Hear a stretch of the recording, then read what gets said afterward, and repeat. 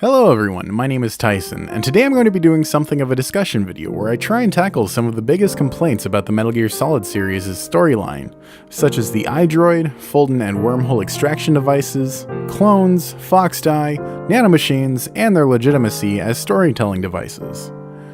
This may come off as opinionated and you may not agree, but that's what the comment section and rating system is for.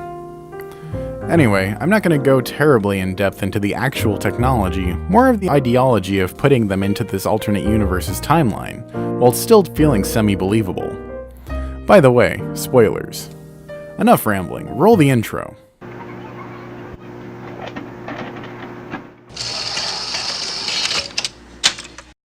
First things first, you're going to want to obtain MS-DOS games.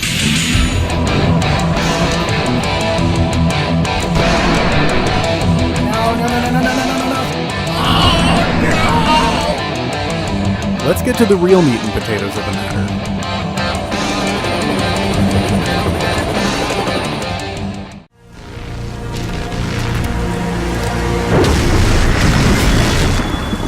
Kept you waiting, huh?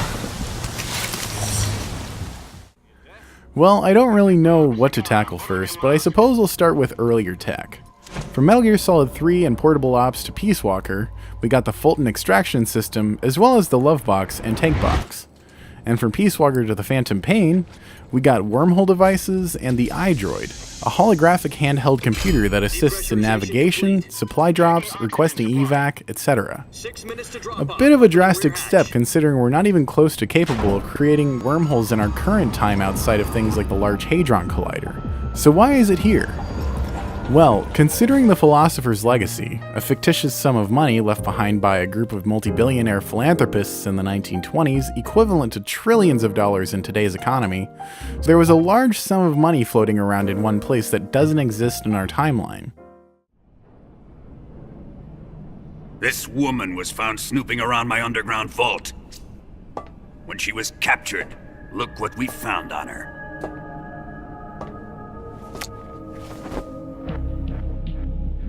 The Philosopher's Legacy.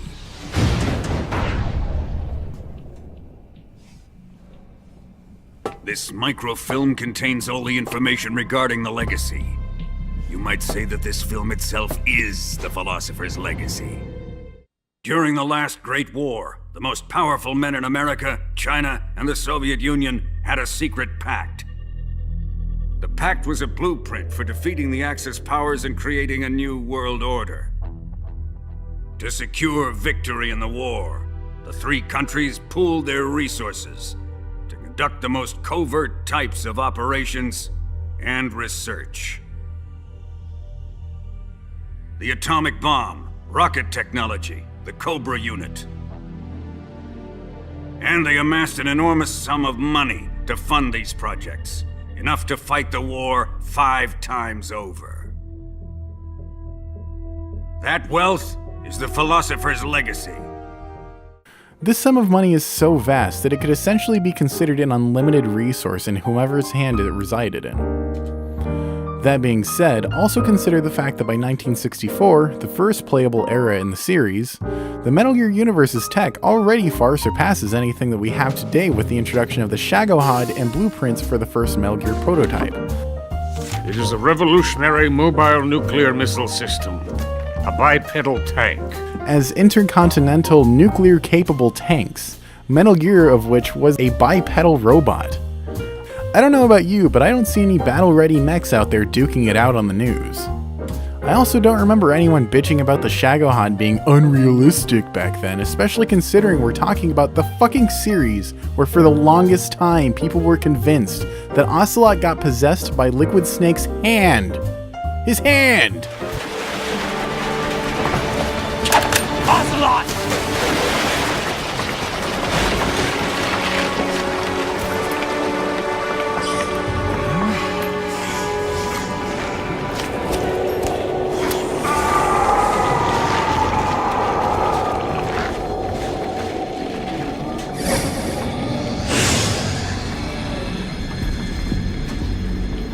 It's been a while, brother. Who are you? You know who I am. Liquid? Not so young anymore, eh, Snake? Ouch! Get out of my mind, Liquid!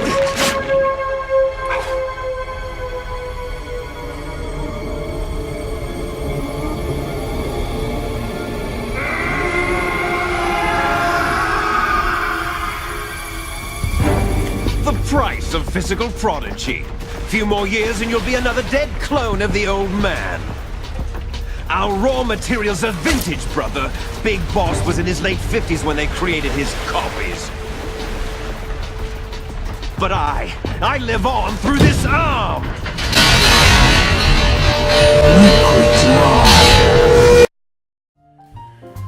By 1972, around the time of the Peace Walker incident, the Metal Gear Solid universe's tech was even further along with its various forms of Metal Gear Zeke, Pupa, Chrysalis, Cocoon, and of course, Peace Walker. These all contain a supercomputer capable of retaining the capacity of a human's thoughts, feelings, and memories. Now that we're in Metal Gear Solid 5, The Phantom Pain, or 1984, there has been a rather sharp incline of technology produced.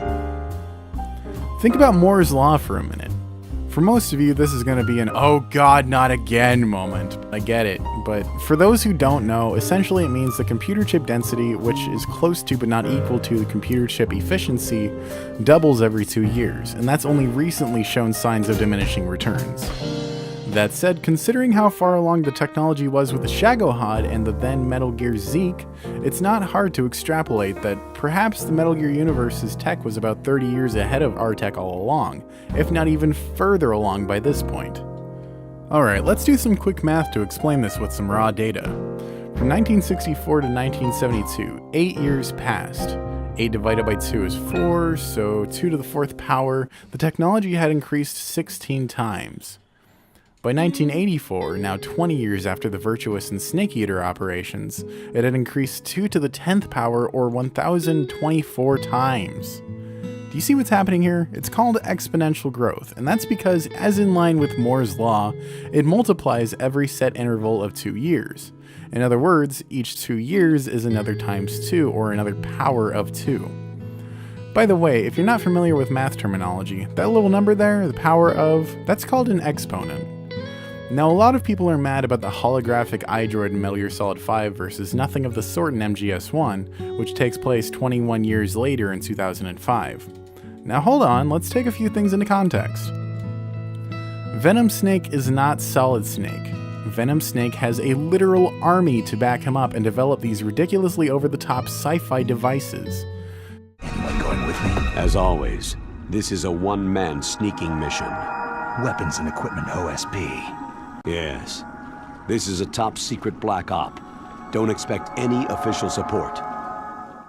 Solid Snake is a lone operative on a mission sent by the US government, where his weapons are only found after the initial infiltration, regarded in the intro as OSP or on-site procuration.